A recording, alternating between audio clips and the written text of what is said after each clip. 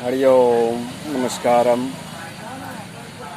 कोई हमसे पूछे कि आप हिंदू धर्म को एक श्लोक के माध्यम से समझाएं, बतलाओ संक्षेप में, तो मैं आप मुंडक उपनिषद की द्वितीय मुंडक के प्रथम खंड की जो प्रथम श्लोक है, वैसे तो प्रथम द्वितीय तृतीय श्लोक तीनों श्लोक महत्वपूर्ण है, इनमें जो प्रथम श्लोक है उसके माध्यम से हिंदू धार्मिक कर्मकांडों को परिभाषित किया जा सकता है। श्लोक है, प्रसिद्ध श्लोक है, द्वासुपर्णा सायुजा सखाया समानम दीक्षम परिष्वजाति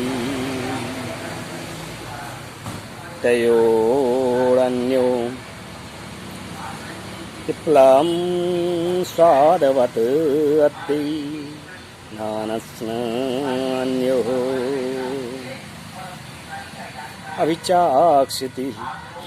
इस श्लोक के माध्यम से बतलाया गया है कि ये जो शरीर है, इस शरीर को दो विपरीत प्रकार की चेतनाएं धारण की हुई है, और वो कुछ भी हो सकती है, कोई भी द्वंद्व हो सकता है।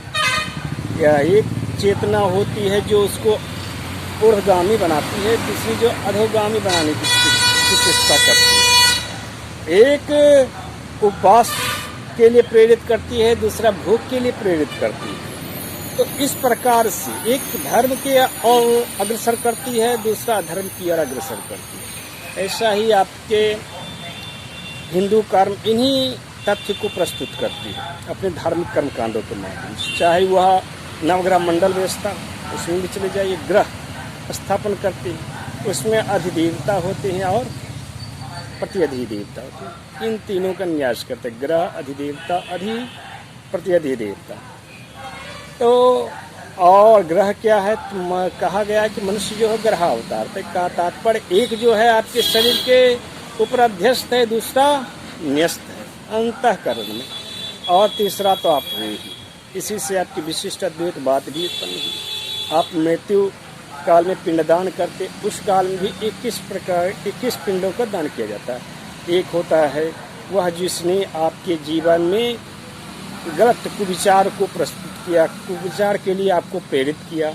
एक वह जो आपको सुमार्ग के लिए प्रेरित किया है, और एक जो होता है श्रेणी, वह आप स्वयं होती है, जीवात्मा स्वयं होता है। इस प्रत्येक को साथ साथ पिंड प्रदान किया जाता है। इस प्रकार 21 पिंड प्रदान किया जाता है आपके उसके दशकर्म संस्कार में। तो ये तो आपके हिंदू धर्म कर्म कांडों की परिभाषित करने वाली श्लोक हुई। और व्यक्ति, उपनिषदों में कहा गया कि व्यक्ति स्वयं में एक आध्यात्मिक ग्रंथ है, एक निमित्त है, उसको प्रस्तुत करती है सांख्यकारिका की यह श्लोक। सांख्यकारिका की श्लोक है,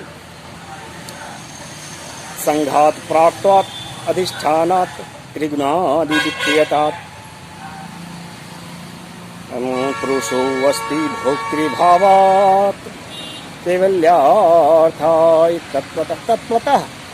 ये मनुष्य जो है निमित्त मात्र है। इसमें आपके समाज की जो 4 प्रकार की सत्ता है, आध्यात्मिक, आधिदैविक, आधिभौतिक और आधिदैविक, इन 4 प्रकार की सत्ताओं की कोई न कोई चेतनाएं वास करती है, जिसके कारण वो प्रेरित होते रहता है।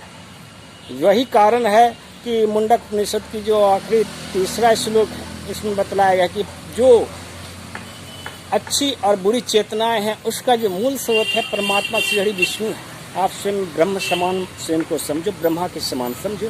ब्रह्मा ने मानसिक सृष्टि की, आप भी मानसिक सृष्टि परिकल्पनाओं में आपकी जो भी अच्छी बुरी चेतनाएं आ रही है, वह भावनाएं उत्पन्न हो रही है, विचार उत्पन्न हो रहे हैं, उसी से ये समाज क्या हो रहा है, स्पंदित हो रहा है। इसलिए संसार को माया कहा गया है, और व्यक्ति स्वयं में ब्रह्मा के समान होता है। यदि आपने श्री हरि विष्णु को अपने जो वह मूल स्रोत है, प्रात ब्रह्म है, उसको आपने जान लिया, तो समझिए कि आप निरंजन हो गए। आपके अंदर की ये जो राग द्वेष है वो भावना समाप्त। हिंदू धर्म यही सिखलाता है दो तत्व को, एक आप निमित्त। दूसरा, आप दो विभिन्न चरित्र वाली जो चेतनाएं हैं उससे क्या हो रहे हैं, उत्प्रेरित हो रहे हैं। यदि उसको जान गए, आत्मज्ञान को प्राप्त कर लिया, ब्रह्मज्ञानी बन गए, तो आप निरंजन हो गए। आनंदित रहिए।